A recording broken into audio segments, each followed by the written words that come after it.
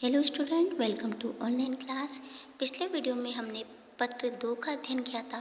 आज हम पत्र 3 का अध्ययन करेंगे, फांसी से पहले, जो भगत सिंह द्वारा लिखा गया है। आदरणीय महोदय, सेवा में सविनय निवेदन है कि भारत की ब्रिटिश सरकार के सर्वोच्च अधिकारी वायरस ने एक विशेष अध्यादेश जारी करके लाहौर षड्यंत्र अभियोग की सुनवाई के लिए एक विशेष न्यायाधिकरण स्थापित किया था, जिसने अक्टूबर 1930 में हमें फांसी का दंड सुनाया। हमारे विरुद्ध सबसे बड़ा आरोप यह लगाया गया है कि हमने सम्राट जॉर्ज पंचम के विरुद्ध युद्ध किया है। न्यायालय के इस निर्णय से दो बातें स्पष्ट हो जाती है।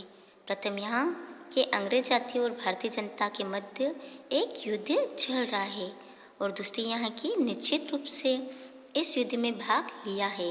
अतः हम राजकीय युद्ध बंदी में, यद्यपि इसकी व्याख्या में बहुत सीमा तक अतिशयोक्ति से काम लिया गया है, तथापि हम यहाँ कहे बिना नहीं रह सकते कि ऐसा करके हमें सम्मानित किया गया है। प्रथम व्याख्या पर हम जरा विस्तार के साथ प्रकाश डालना चाहते हैं। हमारे विस्तार की प्रत्यक्ष रूप से ऐसी कोई लड़ाई छिड़ी हुई नहीं है, और हम नहीं जानते कि युद्ध छेड़ने से न्यायालय का आशय क्या है, परंतु हम इस व्याख्या को स्वीकार करते हैं। इसके साथ ही हम इसे इसके ठीक अर्थों में समझना चाहते हैं। हम यह कहना चाहते हैं कि युद्ध छिड़ा हुआ है, और यह युद्ध तब तक चलता रहेगा जब तक कि शक्तिशाली व्यक्ति भारतीय जनता और श्रमिकों की आय के साधनों पर अपना एकाधिकार यानी अपना अधिकार जमाए रखेंगे। चाहे ऐसे व्यक्ति अंग्रेज पूंजीपति व अंग्रेज शासक हो या सर्वत्र भारतीय ही हो, उन्होंने आपस में मिलकर एक लूट जारी कर रखी है। यदि शुद्ध भारतीय पूंजीपतियों के द्वारा ही निर्धनों का खून चूसा जा सकता हो, तब भी इस स्थिति में कोई अंतर नहीं पड़ता। यदि आपकी सरकार कुछ नेताओं या भारतीय समाज के मुखियों पर प्रभाव जमाने में सफल हो जाए, कुछ सुविधाएं मिल जाए, अतः समझौते हो जाए, उससे भी स्थिति नहीं बदल सकती है। जनता पर इन सब बातों का प्रभाव बहुत कम पड़ता है। इस बात की हमें चिंता नहीं है कि एक बार फिर युवकों को धोखा दिया गया है, और इस बात का भी भय नहीं है, यानी डर नहीं है कि हमारे राजनीतिक नेता पथभ्रष्ट हो गए, यानी रास्ता भटक गए हैं, और वे समझौते की बातचीत में इन निरपराध, बेघर और निराश्रित, यानी जिसका कोई आश्रय नहीं हो, बलिदानों को भूल गए हैं, जिन्हें दुर्भाग्य से क्रांतिकारी दल का सदस्य समझा जाता है। हमारे राजनीतिक सब कुछ इस बलिदान कर दिया है। उन्होंने बलिवेदी पर अपने पतियों को भेंट किया है। उन्होंने अपने आप को निछावर कर दिया है, परंतु आपकी सरकार उन्हें विद्रोही समझती है।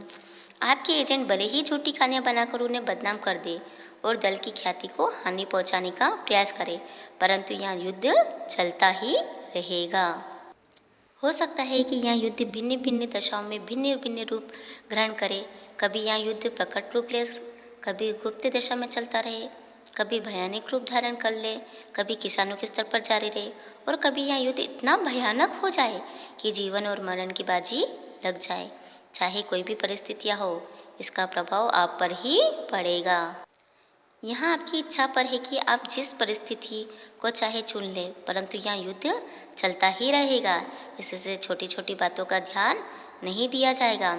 बहुत संभव है कि युद्ध भयंकर स्वरूप धारण कर ले और यहाँ समय तक समाप्त नहीं होगा, जब तक कि समाज का वर्तमान ढांचा समाप्त नहीं हो जाता है और प्रत्येक व्यवस्था परिवर्तन का क्रांति नहीं हो जाती है, और सृष्टि में एक नवीन गुण का सूत्रपात नहीं हो जाता है।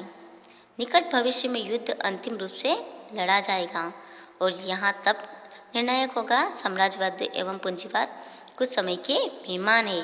यही वह युद्ध है जिसमें हमने प्रत्यक्ष रूप से भाग लिया। हम इसके लिए अपने पर गर्व करते हैं कि यह युद्ध ना तो हमने प्रारंभ ही किया है और ना हमारे जीवन में के साथ समाप्त ही होगा। हमारी सेवाएं इतिहास के उस अध्ययन के लिए मानी जाएगी जिसे यतीन्द्रनाथ दास और भगवती चरण के बलिदानों ने विशेष रूप में प्रकाशमान कर दिया है, और उनके बलिदान महान है।